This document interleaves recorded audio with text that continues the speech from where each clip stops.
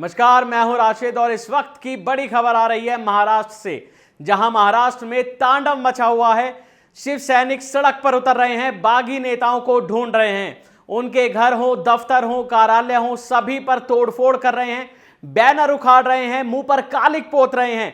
शिव सैनिकों ने सड़क पर कोहराम मचा रखा है। देखते ही देखते दुनिया भर की भीड़ जो है सड़क पर उमड़ पड़ी है। एक नहीं, दो नहीं, बल्कि कई कई जगह शिव सैनिकों का बवाल सड़कों पर देखा जा रहा है, क्योंकि वो बागी नेताओं की हरकतों से बहुत दुखी हैं, बहुत नाराज हैं और वो नहीं चाहते कि ठाकरे सरकार पर कोई भी जरा सी भी आंच आए या फिर सीएम उद्धव पर जरा सी भी तकलीफ हो। बता दें कि इस वक्त की बड़ी खबर जो मैं आपको बता रहा हूं, देर रात यानी कि बीते दिन रात को एकनाथ शिंदे मुंबई आए हैं। इस वक्त की बड़ी खबर मैं आपको बता दूं जो सीधे गुजरात से आ रही है। बागियों के नेता एकनाथ शिंदे देर रात वडोदरा पहुंचे थे और उनसे मीटिंग करने मुंबई से पूर्व मुख्यमंत्री फडणवीस वो भी वडोदरा पहुंचे थे। यानी कि आप सोच सकते हैं कि गुवाहाटी से एकनाथ शिंदे वडोदरा आते हैं, गुजरात आते हैं, और दूसरी तरफ मुंबई से फडणवीस वडोदरा आते हैं, गुजरात में। दोनों गुप्त मीटिंग करते हैं, रात में यह मीटिंग होती है और उसके बाद दोनों वापस एकनाथ शिंदे चले जाते हैं गुवाहाटी और फडणवीस आ जाते हैं मुंबई। क्या मायने हैं इस मीटिंग के? तो वहीं दूसरी एक और बड़ी खबर है कि अब तक उन बागी नेताओं से संपर्क किया जा रहा था लेकिन संपर्क हो नहीं पा रहा था। तो अब उद्धव ठाकरे की बीवी जो कि उनकी पत्नी, अब उन्होंने बागी नेताओं की पत्नियों से मिलना शुरू कर दिया है, उनसे संपर्क साधना शुरू कर दिया है कि किस तरह इन सभी बागी नेताओं को अपने पाले में लिया जा सके।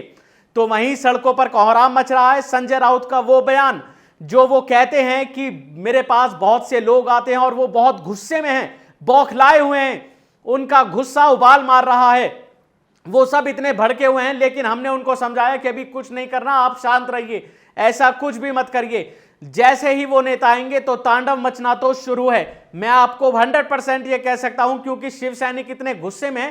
क्योंकि देखिए, जो शिवसेना पार्टी है वो वहां की राज्य पार्टी है, क्षेत्रीय पार्टी है, और इस वजह से जो वहां के लोग हैं वो उसे बहुत मानते हैं।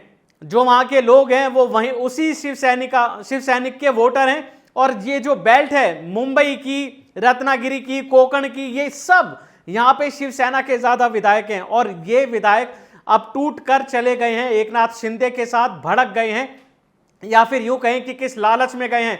बीते दिन भी एक बड़ी खबर आई थी जो मैं आपको बता दूं कि ये जो दल बदली हुई है, एकनाथ शिंदे जो शिवसेना से अलग हुए हैं, 3000 करोड़ रुपए की डील हुई है। 100, 200, 500 करोड़ नहीं, 3000 करोड़। सोच सकते हैं आप, हजारों करोड़। और इतना पैसा कौन लगा सकता है, यह बताने की मुझे जरूरत नहीं है।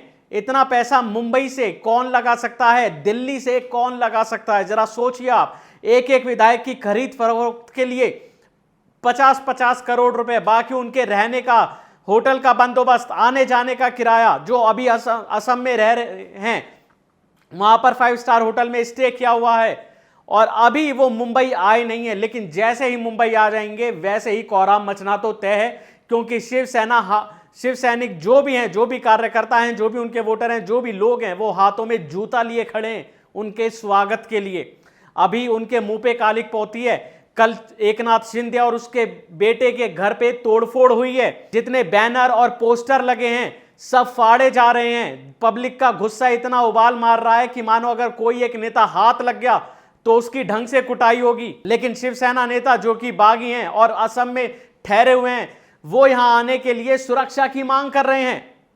हैरानी होती है, विधायक हैं और यहां मुंबई आने के लिए सुरक्षा की मांग कर रहे हैं। क्या उन्हें किसके डर है?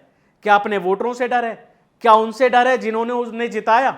सोचने की बात है कि आखिर मुंबई में बड़ा क्या होने वाला है। जरा एक तरफ उद्धव ठाकरे जोर मार रहे हैं, क्योंकि बीते दिन वो शिकायत भी कर रहे थे और उनके खिलाफ पत्र भी लिख रहे थे कि जो वहां पे बागी नहीं हैं उन्हें भी ठहराया गया है।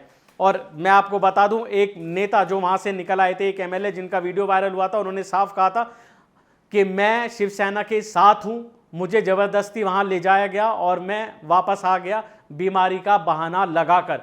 लेकिन बाकी नेता अभी भी वहीं पे रुके हुए हैं। उनको लालच भी दिया गया है मंत्री पद का। मलाईदार जो पद होते हैं उनके लालच ने उन्हें वहां रोक रखा है। लेकिन सभी नेता ऐसे नहीं है जो वहां सभी एमएलए हैं, 40 एमएलए हैं, उनमें से कुछ ऐसे हैं जो अभी भी वापस आना चाहते हैं लेकिन आ नहीं पा रहे। अब किसकी गुंडई चल रही है, एकनाथ शिंदे की दबंगई चल रही है या फिर मुंबई से कॉल जा रही है, ये कुछ नहीं पता। फडणवीस जो कि पीछे, पर्दे के पीछे रह के सारा खेल कर रहे हैं, सामने नहीं आ रहे हैं, लेकिन सारी जो कोशिशें हैं, सारी जो साजिशें हैं वो बीजेपी की है, क्योंकि बीजेपी दोबारा वहां सरकार बनाना चाहते हैं और इसीलिए 3000 करोड़ रुपए की डील की बात सामने आई है। ये स्क्रीन पर देख रहे हैं, एक अखबार ने खुल्लम खुल्ला फ्रंट पेज पर यह खबर छापी है, पूरा ब्यौरा दिया है कि 3000 करोड़ रुपए कैसे कैसे खर्च हो रहे हैं।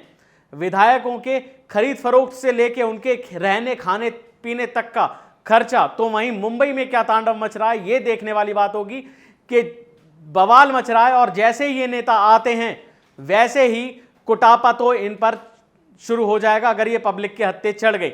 लेकिन देखने वाली बात होगी क्या अगर फ्लोर टेस्ट होगा तो क्या उद्धव ठाकरे अपना बहुमत साबित कर पाएंगे। संजय राउत जो कह रहे हैं कि बात चल रही है और लोग जो वहां हैं वो भी हमारे पाले में हैं, एक बार मुंबई उन्हें आने तो दो। अगर वो मुंबई आते हैं तो क्या शिवसेना के पाले में आ जाएंगे। और फिर बात होती है एकनाथ शिंदे की, जिन्होंने बगावत के सुर अपना के सारे विधायकों को तोड़ लिया, क्या वो शिवसेना में आएंगे, क्योंकि उन्होंने कल ही एक नई पार्टी बनाने का ऐलान किया है जिसका नाम बाला साहेब पार्टी है। और इसके जवाब में उद्धव ठाकरे कहते हैं कि अगर वोट लेना ही है तो अपने नाम पे लो, मेरे बाप के नाम पे क्यों लेते हो। किसी भी पार्टी का नाम बाला साहेब के नाम पर नहीं होगा, ये भी उद्धव ठाकरे ने कहा है। और देखने वाली बात होगी कि अब मुंबई में और क्या घमासान होगा। इंतजार है तो केवल इस बात का कि ये कब बागी नेता सारे मुंबई में आएंगे और इनका स्वागत कैसे होगा और उद्धव ठाकरे क्या नई चाल चलेंगे और एकनाथ शिंदे क्या अपना बहुमत साबित कर पाएंगे, नई पार्टी बनाएंगे और संजय राउत इस पर क्या बड़ा बयान देते हैं। ये जानने के लिए बने रहिए हमारे साथ और हमारे चैनल को जरूर सब्सक्राइब कीजिए। शुक्रिया। नेशनल दस्तक की आपसे गुजारिश है कि अगर इसको बचाना चाहते हैं तो नेशनल दस्तक को सब्सक्राइब करने के लिए रेड कलर के सब्सक्राइब बटन को दबाएं, फिर बेल आइकन की घंटी दबाएं। नेशनल दस्तक को बचाने के लिए बहुत जरूरी है कि हर खबर को शेयर करें, लाइक करें, कमेंट जरूर करें।